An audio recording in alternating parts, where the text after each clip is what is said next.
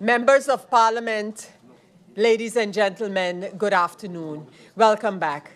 The adjournment was just in order to allow the last member or the last minister who spoke to take leave and welcome the next minister in the lineup of ministers providing answers to the questions posed by members of Parliament. So we have with us this afternoon, and I want to welcome him and his support staff. That is the Minister of Vromi, and that is Minister Patrice Gumbs. Minister Gumbs, welcome to you and your support staff, and I immediately give you the floor to respond to the questions by the members of Parliament. Minister Gumbs. Good afternoon, Madam Chair. Thank you very much. Members of Parliament, those in the Tribune, those watching and viewing online or listening as well. I will dive right into responding to the questions, as we have about 55 of them. Okay, so we'll start off first. Through you, Madam Chair, the Honourable Member Artwell M.R. Arian asked, can the public get a detailed schedule of the side road servicing program? This will be provided via email due to the size of the file. The ministry will work as well to create a social media post with the schedule as well. The MP had a following question. Is it possible to get a car wreck schedule? Can an email of the ministry be shared for complaints with regards to car wrecks? The process of car wrecks removal is ongoing, and it has been ongoing almost daily for the past year. Yeah, indeed, where contract managers are tasked, of course, with monitoring district cleaning activities, identify car wrecks as part of their location controls. The ministry will publish, of course, a post via social media with email to be included.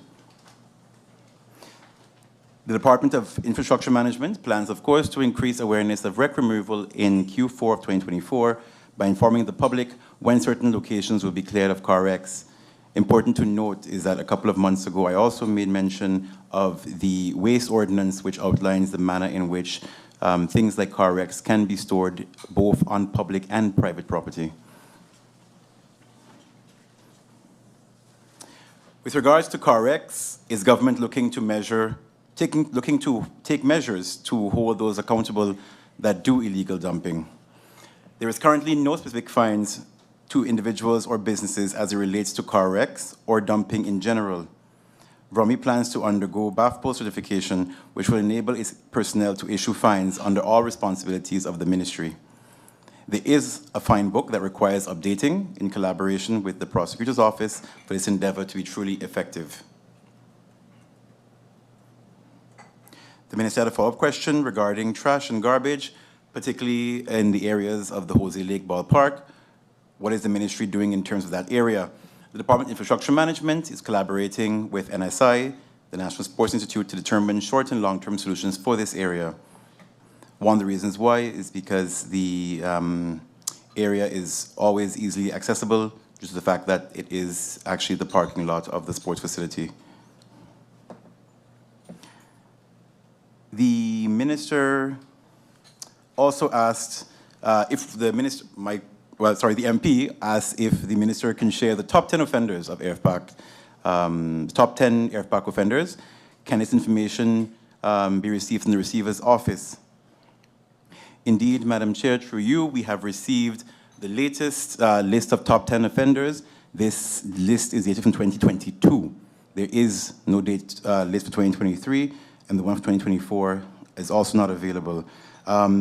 Of course, due to privacy matters, we cannot share the names publicly with who these top offenders are, but the information is available, and we can see if we can share it in a closed-door session of Parliament. Important to note, of course, is that Vromi itself does not have the information of the list of offenders, so it does take time to receive this list. The MP asked why we couldn't get it in the last meeting, because we had one day to respond to these questions, whereas if you take note of the latest list, 2022, we don't have a 2023 or 2024. So of course, the time to process within government is indeed long.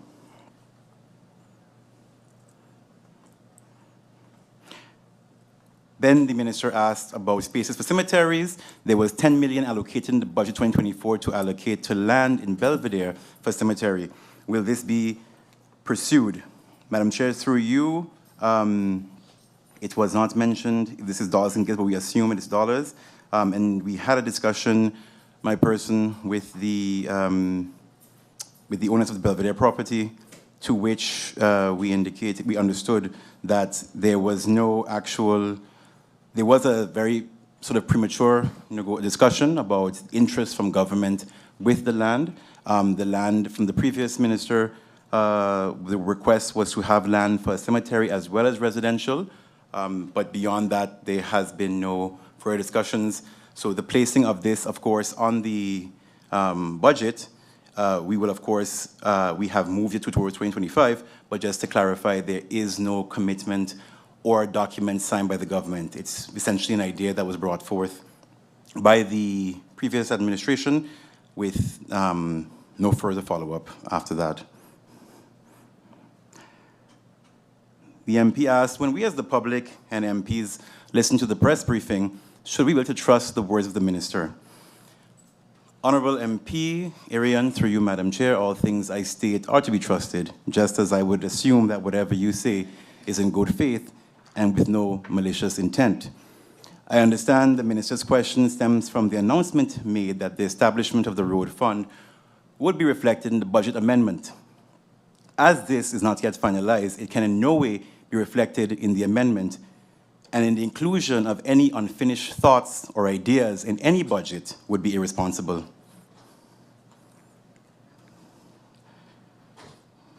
The collection task force has been dismantled. It was said that the department was collecting or supposed to collect 1.2 million. Which is it? And was that confirmed by the Ministry of Finance? I would like that confirmation. Through you, Madam Chair, the reference to the outstanding amount of long lease canon owed over the years over a parcel of water that has been discovered quite a while back. In 2019, a decree was issued to the developer in which the amount of 1.2 in outstanding fees and penalties was to be paid before the issuance of the water parcel that has been in use for more than 15 years, but never deeded. This indeed is still pending collection. On to the following MP, the Honourable Darrell T.J. York. The MP, through you, Madam Chair, correct, St. James Estate is often used to dump wrecks. Is that on the priority list? Any difficulties seeing that this is a private land? Wrecks located on private immovable property must be given permission from the property owner in writing prior to removal of mentioned wrecks. The Ministry is unaware of any communication between the Ministry and property owners about wrecks. Additionally, property owners have the responsibility to keep their properties clean and not to depend solely on government. Second question from the Honourable MP, St. James Estate. Was there 2 as a priority road? Is it still there? Will it be pushed off again? They still have overhanging GB lines. What is the status of that? And will GB lines be handled before the St. Jerome's Road is done? The Ministry has inquired, through you, Madam Chair, with NVGBE on this item, and we will provide a response in writing once adequate information is received. The MP had another question. Can we get an overview of the number of vacation rentals based on building permits and address information? What steps can be taken to assess these property owners for income profit? What is the vision for that? Madam Chair, through you, I'd like to make the reference to a response made by the Minister of Finance to a similar question. The lodging tax, located belasting, is in existence and also applies to vacation rentals like Airbnb at a rate of 5%. Additionally, the tourism tax proposal is key priority for this government, which is currently awaiting advice from the SARE to proceed forward. Madam Chair, through you, I also want to share the specific information of the data is not registered within VROMI. VROMI is not aware of if you are requesting a permit for an Airbnb or private house. It simply is a property. very much so, apartment buildings can be used for vacation properties or can be used for full-time residents. That classification is not made in Vromi at all. The MP had a following question. What is the minister's long-term vision for the drainage situation in Coal Bay? A long-term vision plan for drainage? Where does the minister plan on starting? Has the minister started to think on those solutions as yet? The ministry is looking into a long-term vision for the drainage situation in Coal Bay, starting with adjacent side roads along Union Road. Important to note is one of the key things I have done since becoming minister is actually focus on drainage. In the road resurfacing project, it is one of the key things that we are planning to address, particularly on Arch Road. Coal Bay, of course, we have as a priority 2 roads, which we will, of course, address within a long-term spatial development plan, which we have agreed to work with external stakeholders. The MP had a following question. What is your opinion on what should be the right way to allocate the road tax to the road fund? SOAB, through you, Madam Chair, in collaboration with the ministry, is busy working on the finalization of the road fund. While the law exists currently, I agree with the MP, York, that this should be done the correct way. As such, the approach needs to be comprehensive, noting it should also consider the ability to actually absorb all funding generated by the fund. A subsequent question, what is the minister's stance with regards to property tax for non-residents? Property tax is established by law on St. Maarten, but is currently not implemented. There is a long-standing reason for this. The intention of not implementing this law was to prevent St. Maarteners losing their property due to inability to pay. This right also extends to non-residents who purchase property on St. Maarten.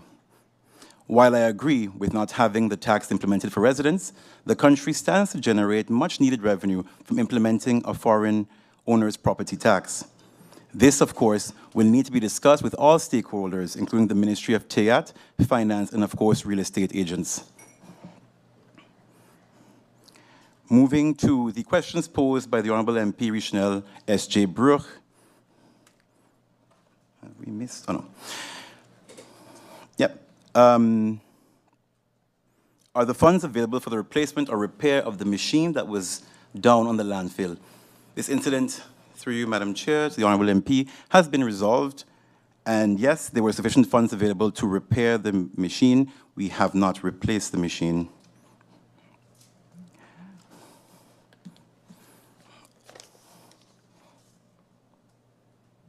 Yes. The MP's following question was, are there any ideas to minimize the waste handling on the landfill? The Ministry of Vromi is working closely together with the World Bank, the NRPB, and VNGI on the implementation of 2 projects, the Emergency Debris Management Project and the Integrated Solid Waste Management Project. Both projects include activities that aim to improve solid waste management on St. Maarten and minimize the amount of waste that ends up in the landfill. On the Emergency Debris Project, I can update Parliament as follows. The project reached a key milestone for resettlement. All 215 project-affected persons, PAPs, have successfully moved out of the resettlement area of impact, RAI, received cash compensation for temporary settlement housing. Responding to Vromi's request to create additional space for daily waste management operations, the World Bank lifted the no-work zone on the landfill per July 31st, 2024. The project also signed all relevant contracts and initiated the necessary agreed activities for securing the resettlement area until demolition works start. The activities focus on cleaning, securing, signage, and closure of the RAI entrances to prevent unauthorized entry. The final Livelihood Restoration Plan, LRP, for phases 1 to 5 of resettlement, submitted by the NRPB, was cleared by the bank on August 9, 2024. Project-affected persons attended training sessions on basic financial management, 11 persons, computer skills, 9 persons, baking, 6 persons, and food handling hygiene certification, 4 persons. Training for English as a second language, 20 is still ongoing. 11 PAPs, those are again the persons who have been moved from the affected area, have registered for the readiness for job